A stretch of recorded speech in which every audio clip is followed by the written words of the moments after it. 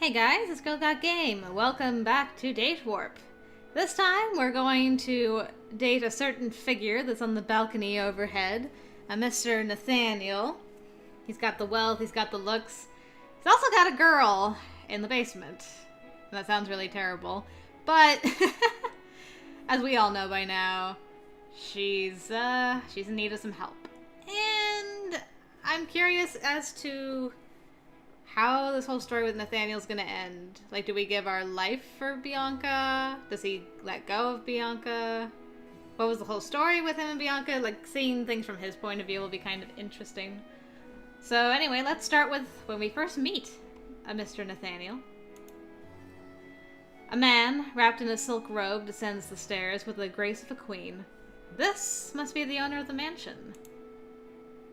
Nathaniel, these are Janet and Bradley. Their car broke down. How do you do? Very well, thank you. You have a lovely house. We were lucky to be nearby. There's not much out there but trees. Yes, it is a bit isolated. It's not often that anyone stops here. Don't worry, we'll be on our way soon.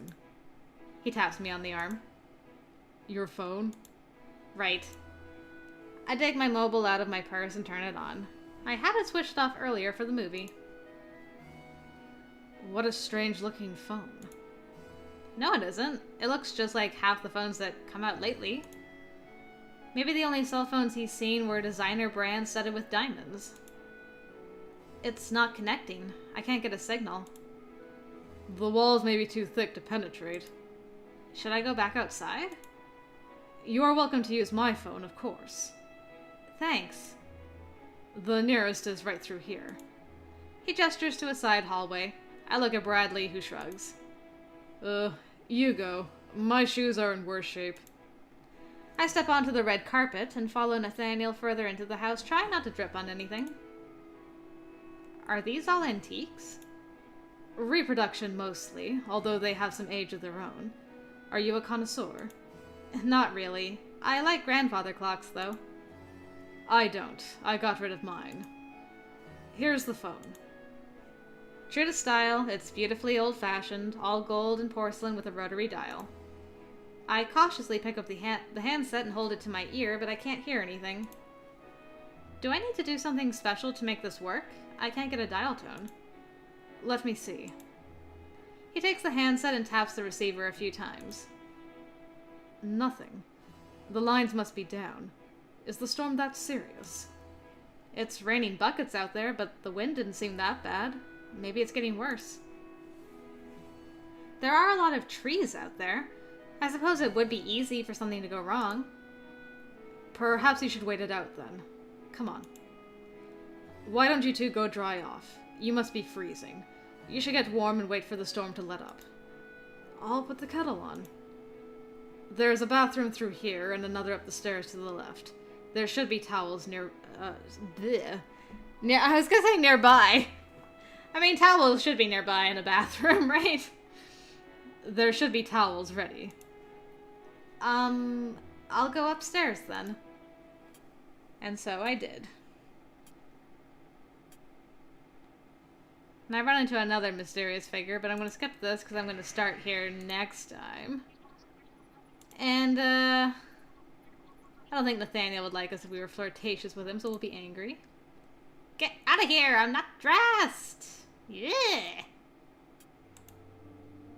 Okay. Just waiting for Nathaniel to come back. So Raphael's here. Giving us our tea. There we go. And Nathaniel's back. It's getting pretty late, isn't it? Yes. Oh! Don't sneak up on us like that! Sorry, I didn't mean to startle you.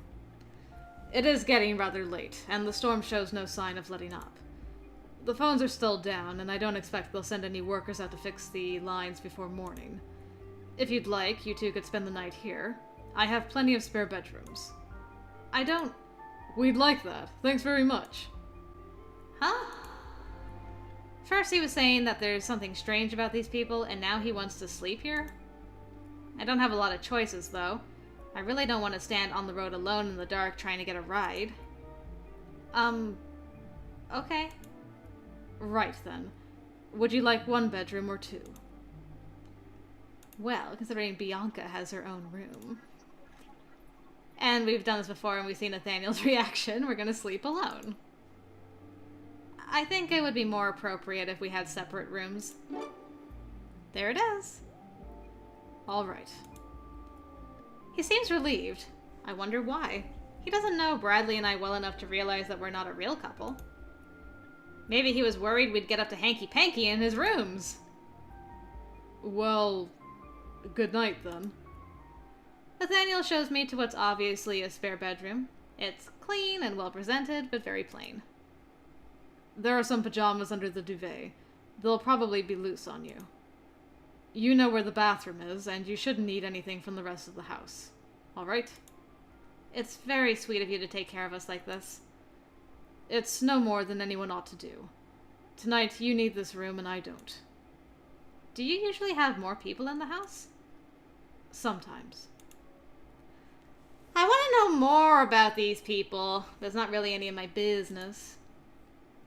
I'm leaving in the morning, and I'll probably never see them again. We're not friends, we're just strangers. Well, good night. He leaves me alone in the room. Alone. Bradley, I know, is just down the hall. The others, Raphael, Linz, Albin, I have no idea, but I'm sure they're still in the house somewhere. They wouldn't leave this late in this weather. I don't know why they're here at all. Raphael acts like he works here, but he said he was only visiting. Linz?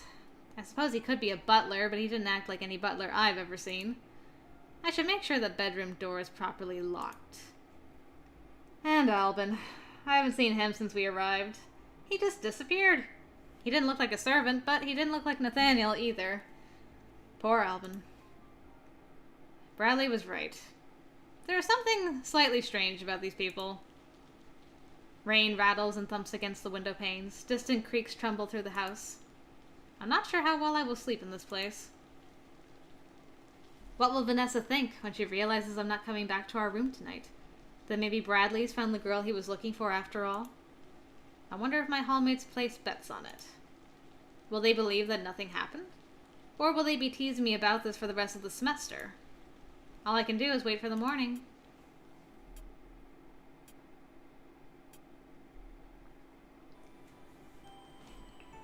The next morning, everyone gathers in the dining room for breakfast. I don't think Bradley slept very well. He looks tired. Linz is munching absently through a plate of sausage biscuits. I don't think I've heard him speak to anyone. He barely seems to notice we're here. Albin definitely knows we're here. He keeps glaring at everybody. I think he needs more coffee. Only Nathaniel's polished manners keep the conversation moving. More scrambled eggs, anyone? I think I've had enough, thanks. No new faces have turned up. If there's anyone else in the mansion, they're staying out of sight. They're all such different people. It's hard to imagine what would bring them all together. Everyone seems to be finishing their meals now. Raphael is gathering plates. It would be polite to offer to help, but I've never washed dishes by hand in my life. Surely rich people have dishwashers, right? Should Janet offer to help? No, we're not spending time with Raphael this time around. I stay quiet as Raphael does all the work. Our eyes meet briefly. Did that happen before? I don't remember this happening before. Or am I just psyching myself out over nothing?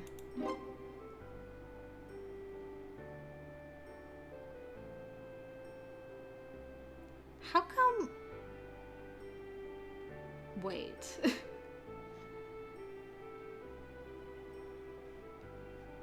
This definitely has never happened before. Why is this happening now? Raphael, don't freak me out like this. I'll be in the kitchen. I get the feeling he's disappointed. Well, too bad. If he really needed help, he should have asked. But why is he disappointed? Wait, what? Raphael, my baby. Why? What? Tell me what's wrong. I'm all distracted now. Bleh. I'm afraid I'm still a novice in the kitchen myself. I am trying to learn a few things. I ought to be able to cook for myself when necessary, but Robert often insists on getting things done efficiently. Robert? My major domo. He's not here at the moment. You have a lot of servants?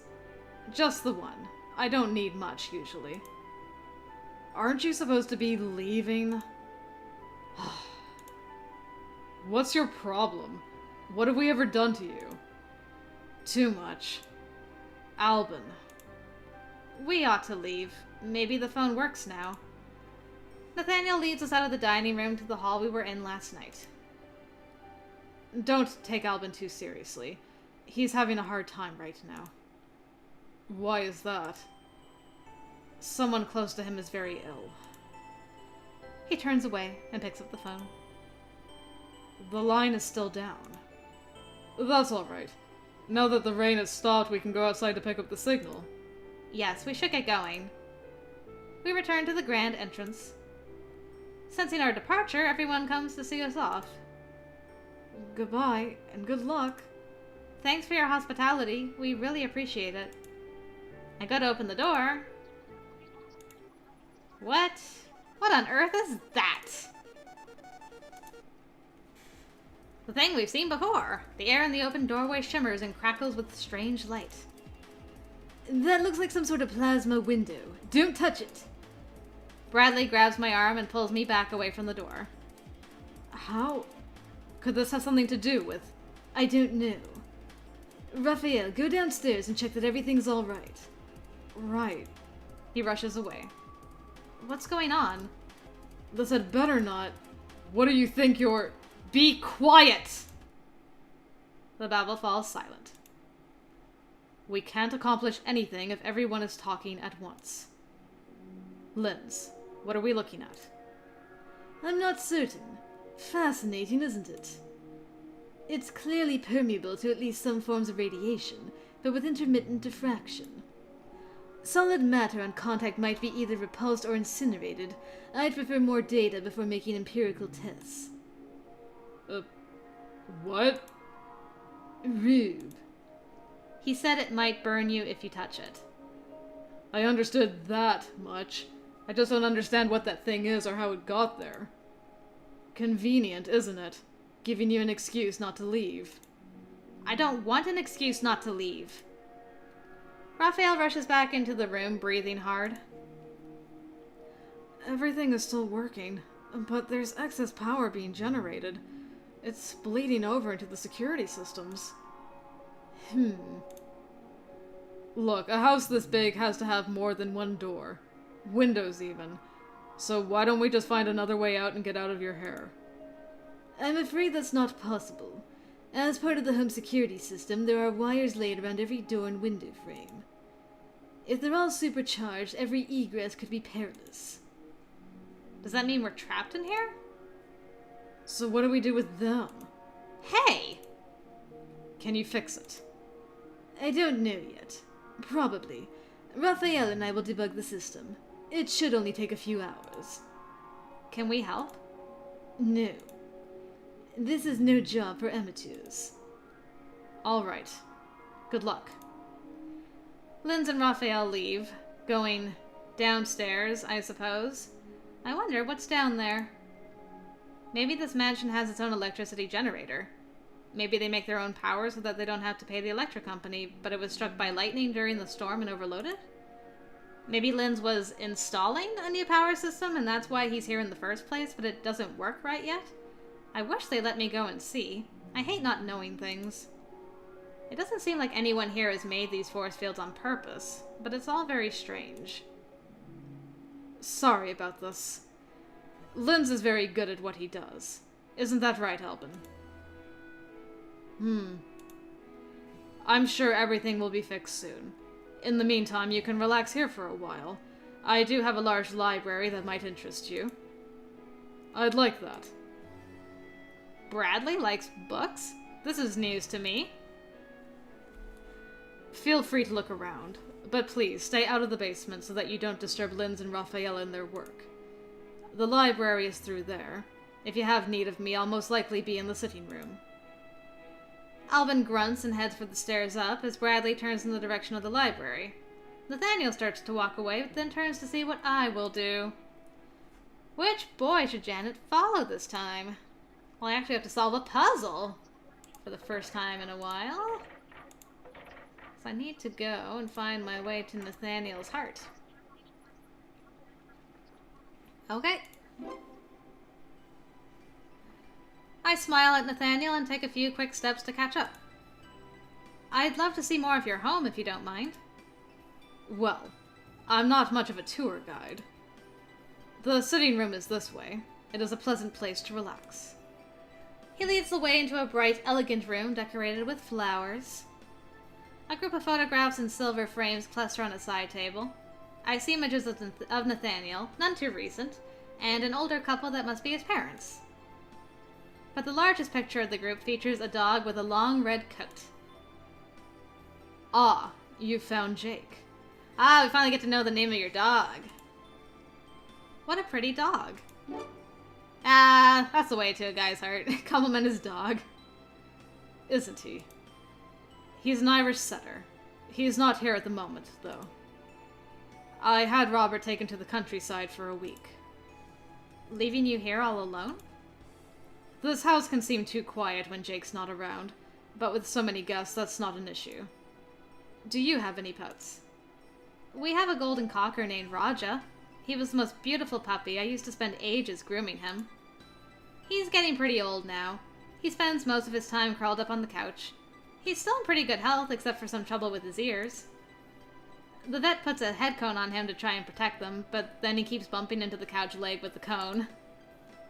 He sounds nice. Walking past me, he seats himself on the couch. Back straight, legs together, the picture of elegance. Jake is quite rambunctious. I'm sure he's enjoying the chance to explore new surroundings and break a thing or two. Sometimes I envy him that energy. Speaking of energy, this problem you're having with the security system, does that happen a lot? No. Aren't you worried? If strange lights and force fields suddenly popped up at my house, my mother would be in a frenzy. I have confidence that Linz will deal with it. I'm sorry about the trouble this is causing you. I'm sure you want to get back to your own home, but please don't worry. Everything will be fine. Oh, that's not fair. There's so much I want to ask, but it wouldn't be polite to push, not after he's been so nice to me. Darn you. Now, would you care for a game of cards? All right. Wonderful. Do you play a cart? I've never heard of that. What about gin rummy? I know many kinds of rummy, but not gin. Well, there must be something we both know the rules for. How about Go Fish? When I was a little boy, I played Rogue's rummy. The rules are simple. If you don't know them, I can teach you quickly. All right. I sit on the couch opposite from Nathaniel as he deftly shuffles a pack of cards and deals to each of us, then sets the remaining deck face down on the table. The object of the game is to get rid of all the cards in your hand. On your turn, you can play any group of 3 or more. That's 3 of the same rank, or 3 ranks in sequence. If you don't have anything to play, you must draw a card. Which he proceeds to do. Alright, then I play the 4 of hearts, the 5 of spades, and the 6 of clubs. Like that? Exactly. From his own hand, he plays a jack, a queen, and a king, then adds a 7 to my earlier run of 3. You can add cards to any group that's already in play. You can even take cards from a group to form a new group, as long as all the cards that were in play when you started remain in play and are still in valid groups. That's where the roguery comes in. And a few cards later, I steal his 7 to add to 2 of my own. I think I like this game. We're just getting started. We passed the afternoon playing cards. That was the most pleasant experience I think I've had this entire game. Playing cards with him. All we needed was a cup of tea each and call it a day. My goodness. Late in the afternoon, we gather at the grand entrance. Everyone appears to be in good spirits, awaiting the resolution of our situation. Lynn steps forward and licks his lips in preparation to speak. We have been monitoring the problem for several hours now, and the output remains steady. So there's no sign of the force fields growing. This shouldn't get any worse. As there was no visible heat damage in the surrounding frames, we experimented with introducing various objects. Physical contact so far has not produced any adverse reactions. The fields appear to act like a membrane, bowing outward when a solid object is applied with force. However, small amounts of water... But can you get rid of them? Efforts to shunt the overflow without disrupting the system integrity have lacked success. Can't you just turn the whole thing off? Pull the plug? No! Turning off the power is not an option. Samir did Nathaniel seem more intense this time around than... I feel like he had a more polite face. He looked more intense to me this time around, or maybe I just wasn't paying attention before. I'm questioning everything I know this time around for some reason. Good grief. Looking over at Bradley beside me, I notice he seems a little pale. Clammy, even. He has his arms folded around himself, hands tucked inside his jacket. Is he sick? What do you expect us to do? We have to get home. Bradley's not feeling well. Now this is the interesting part. I believe we would be able to bypass the barrier with Faraday shields. However, we don't have enough metal on hand to build a human-sized enclosure. An active electromagnetic field generator may be able to produce the same effect. I'll need to tune them to your own bioelectric aura. If you approach the field so that I can measure the discharge... No. Tiny beads of sweat are breaking out on his forehead. Well, we have to do something. This is how you do it, isn't it? Do what? This is how you kill them. What are you talking about? I think he may have a fever. I will not walk into your death trap. Suddenly, he pulls a handgun from inside his jacket. You thought I was just another one of your victims, but I know what you are. Eek! I've waited years for this. Now you tell me, where is she? What? How did... who? Don't pretend you don't know. All of you. He sweeps the gun around, pointing at each of the men in turn.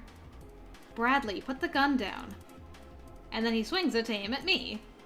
Shut up, Janet! How dare he speak to me like that? It's the basement, isn't it? Where you didn't want anyone to go. Well, we're all going to see it now. All of you, move! Frightened and confused, we are herded through the mansion. A nondescript door opens to reveal a dimly lit staircase leading down to the unknown basement. We're all clustered together. Alvin looks ready to spit nails. Nathaniel's eyes meet mine only with sad resignation. Linz and Raphael are in the lead, and Bradley is behind us all with the gun. The staircase descends shallowly, then turns for another descent, down and around and down. I cannot see where it ends. Suddenly, there is a flash of light. With a strangled squawk, Bradley stumbles backwards, his weapon arm swinging up wildly. Quick as the flash, Alvin's fist intersects with Bradley's jaw. Nathaniel grabs my arm and pulls me aside, like a knight, as Linz charges back to join the fray.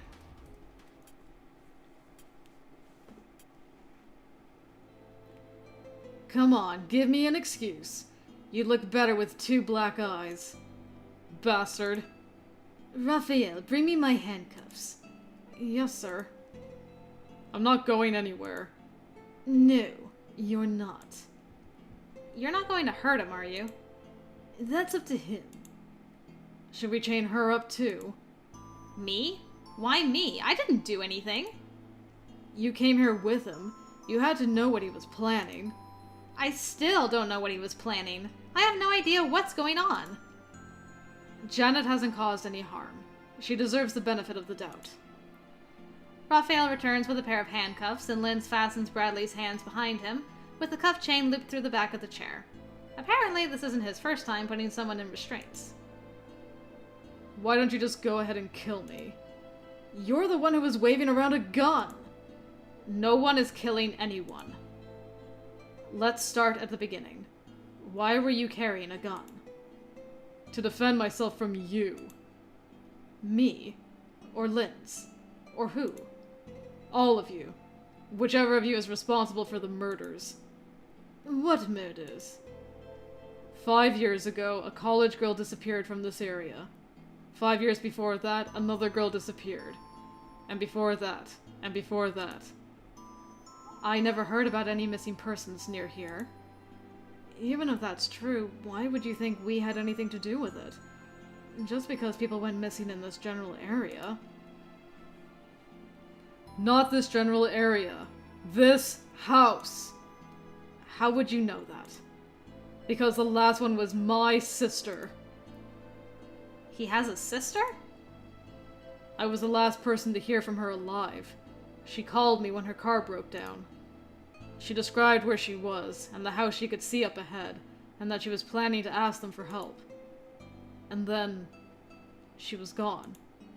This is ridiculous. 25 years ago, most of you weren't even born. Bradley laughs. It's not a pleasant sound. Huh, it gets better.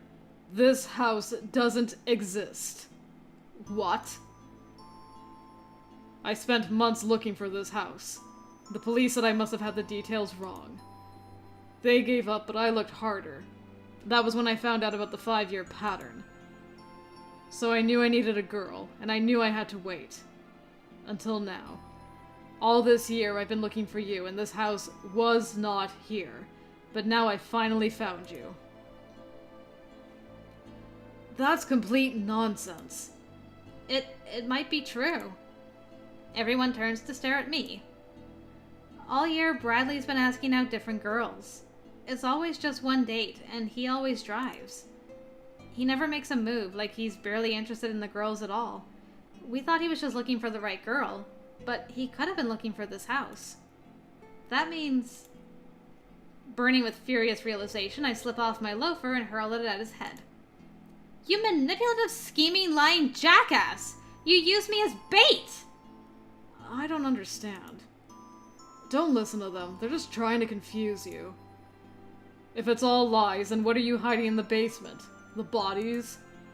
Please, stop this. He shakes his head sadly. We need some time to talk. We can't trust you on your own after you've attacked us. But we can't leave you chained to a chair forever either. Lock them in a room, both of them. Will she be safe with him? Ha! Will he be safe with me? That too. Separate rooms, then. They lead me back to the room I slept in last night, taking Bradley somewhere else. We'll be back. I promise. And then they lock me in, and I am left here alone. Pressing my ear to the door, I can faintly hear voices far away, but I can't make out anything that they're saying. This plain and simple room, so convenient before, suddenly feels like a prison. There's absolutely nothing for me to do except pace and worry. All that time last night, sitting in the restaurant, driving in his car, Bradley had a gun? I was right next to something that could easily have killed me, and I didn't even know it. He's gone crazy. No, he must have been crazy for a long time. All those girls. He could have driven each of them to a different location, looking for the phantom house in his head. There's no way that this house wasn't here. But at the same time, he's right. The people in this house are clearly up to something. Lynn's especially. Why are they all here? What are they going to do with us?